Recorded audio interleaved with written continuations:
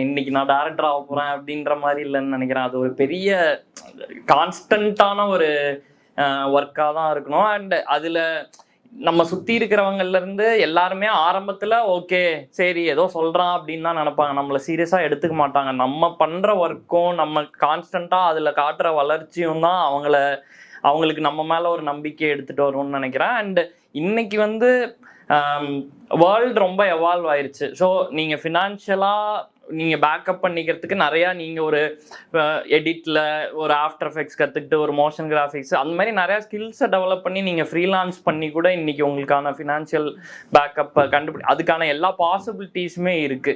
So என்ன சொல்றது, world is yours. நீங்க எவ்வளவு தூரம் போகணும் அப்படின்ட்டு முயற்சி பண்றீங்களோ அந்த முயற்சிக்கான பலன் கண்டிப்பா இருக்குங்கிறதான். அது உங்களுடைய ஃபோக்கஸ், உங்களுடைய ஹார்ட் ஒர்க் சம்மந்தப்பட்டது தான். அண்ட் சுத்தி இருக்கிறவங்க ஆப்வியஸ்லி நம்ம ஒரு growth காட்டும் போது அது அவங்களுக்குமே நம்ம மேல இருக்கிற நம்பிக்கை வந்து வளர மாதிரி